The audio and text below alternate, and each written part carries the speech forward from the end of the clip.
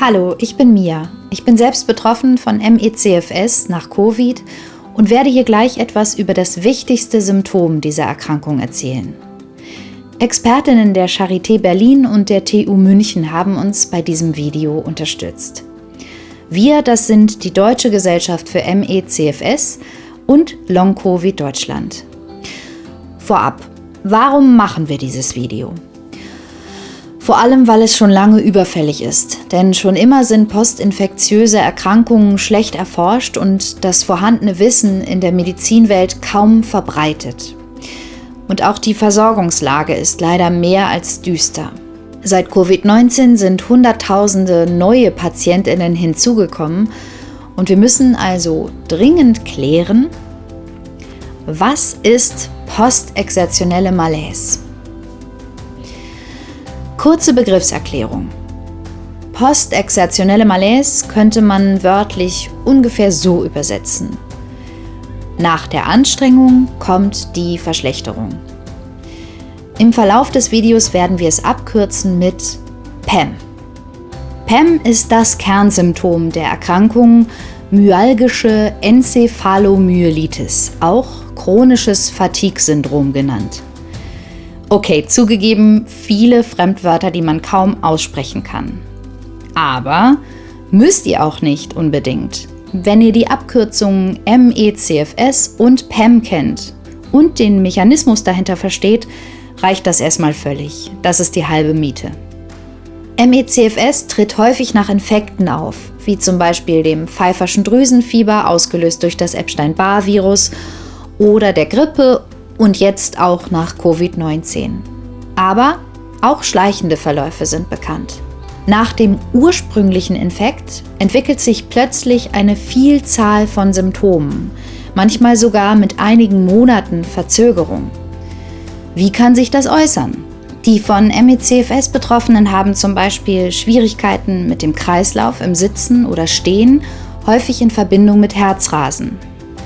Außerdem diverse Formen von Schmerzen, Konzentrations- oder Merkstörungen, die oft als Nebel im Kopf oder englisch Brain Fog beschrieben werden.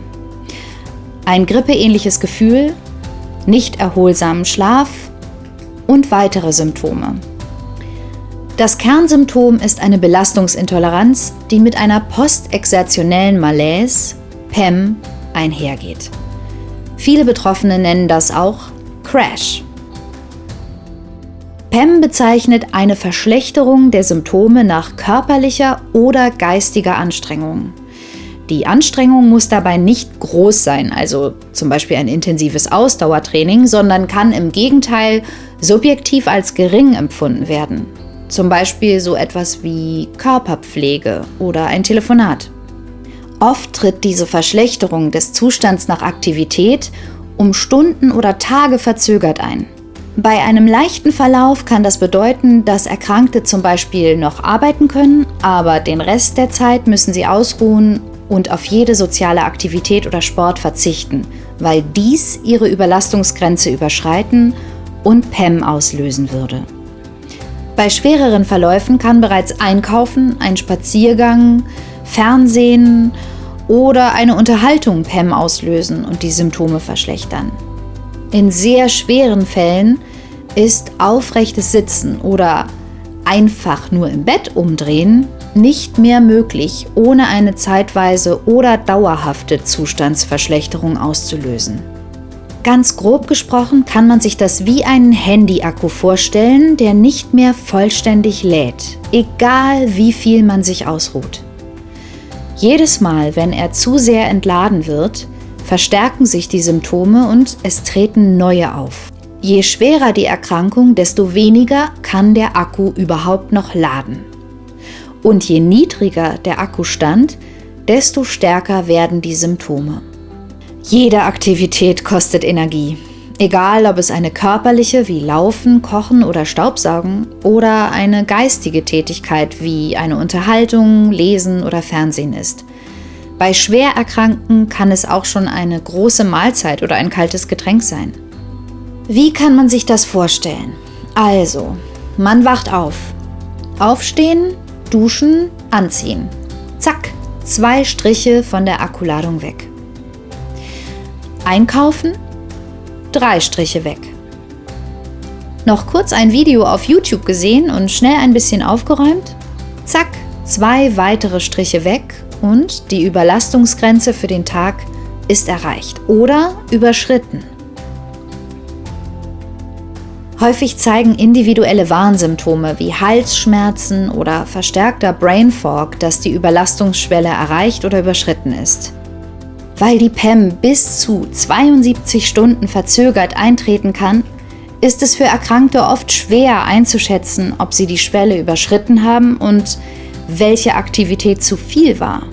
Tritt PEM ein, ist die Baseline, also die Energie, mit der man morgens startet, noch weiter abgesenkt. Das heißt, man kann in dieser Zeit noch weniger Tätigkeiten durchführen, bevor es zu einer zusätzlichen PEM bzw. vielen starken Symptomen kommt.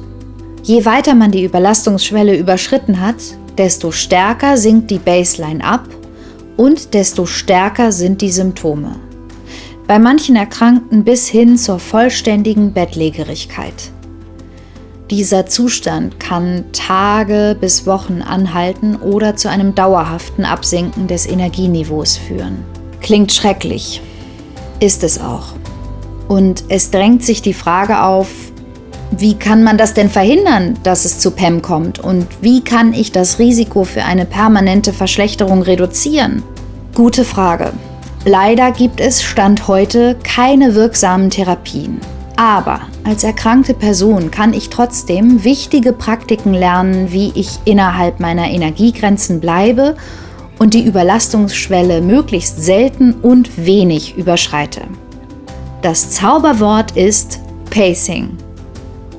Dieses Energie- und Aktivitätsmanagement wurde in den 1980er Jahren für ME/CFS entwickelt.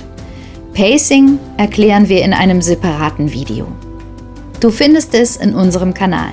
Hilfreiche Links und weitere Informationen findest du in der Beschreibung. Und nicht vergessen, egal ob du selbst betroffen bist oder nicht, teile das Video mit deinen FreundInnen, Verwandten und ÄrztInnen. Denn auch im Jahr 3 nach Beginn der Pandemie haben viele in der Bevölkerung, auch ÄrztInnen, noch nie von postexertioneller Malaise gehört. Die MacherInnen dieses Videos wünschen euch alles Gute. Vielen Dank für eure Aufmerksamkeit.